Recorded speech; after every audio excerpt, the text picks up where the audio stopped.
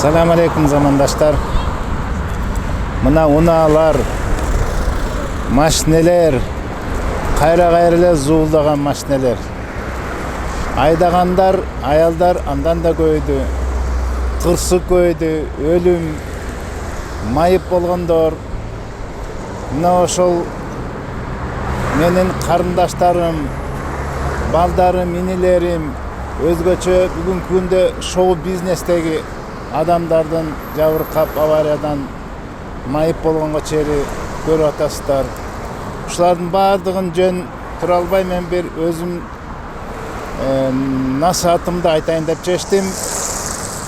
Себеби албетте бул унаанын кырсыкка учураганын, унаанын даярдык эмеси, өзү айдоочунун тажрыйбасынын начарлыгы, болбосо кандайдыр бүгүн ушу психологиялык жактан көп ойлонуп, кайсы бир кырсыктан же кайсы бир жакшы эмес уруш талаштардан барып айдаган машинесинен ою башка жакта болуп, ошол эле учурда айдап бара жатканда жанагындай сотка деген балекетти кармай коюп, жанындагылары башка жакка оюн алып кетип сүйлөй коюп, ушул кырсыктар албетте ушун себеби көп болуп атат, бирок көптөрү билбейт.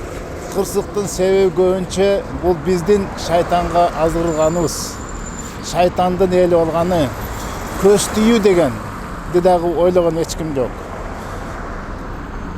Ошол эле соцсеттерде өздөрүн көп жайгаштырып, баскан турганын, айдаганын, эс алганын, керек болсо үйүндө отуруп бала чакасы менен кошо тамак ичип, эмне жеп атканына чейин соцсеттерге кой бергени дагы бул чоң себептер болот.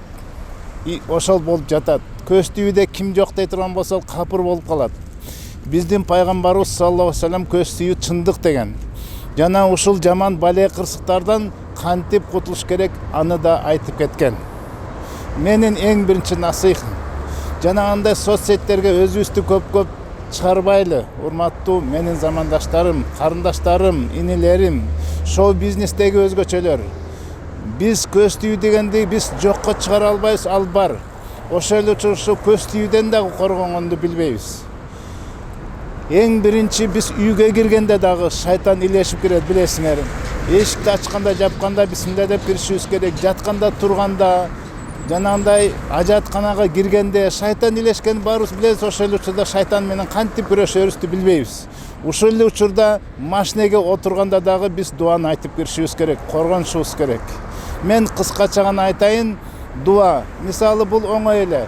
Бисмилла, Алхамдулилла, Аллаху акбар деп туруп, машинеге отуруп, унааны айдаганыбыз абдан жакшы болот. Мунун дуа, унага отурганда дуаны пайгамбар саллаллаху алейхи вассалам үйрөтүп кеткен. Биздин ошол жанагындай баракчага кирсеңер, мына ошол жакта мен кененирээк силерге түшүндүрүп айтып кеттим. Андан тышкары, урматтуу мусулман бир туугандар, жанагындай эң негизги биз бул өтө кызык интернет деген балекет, жана сотка деген балекеттерди аралаштырып, ошол жактан өзүбүздү көп көргүзүп атабыз. Ошол көргүзүп атканда да коргонууду билбейбиз. Эң биринчи коргонуу өзүбүздү көп чыгарбайлы. Чыгарсак дагы биз авраттарды көргүзбөй. Эң негизгиси чыгарып атканда дагы дуаларды айтып, машаллах, баракаллах деген сөздү үспөй, кимде ким мактаса, кызыңды, балаң мактаса, ушул сөздөрдү унутпай айтып жүрөлү. Жанагы дуаларды көп айтып, үйгө киргизбегендей кылып эле машинебизге да киргизбей, биз унага отурганда жана дуаны унутпай айтып жүрөлү. Сак болгула, ден соолукта болгула, оорубагыла. Мен силерге ушу насыйхамды ушу пайда берет деп ниетим менен айтып атам. Аллах таалам бардыгыбызды коргосун. Ассаламу алейкум рахматуллахи ва баракатух.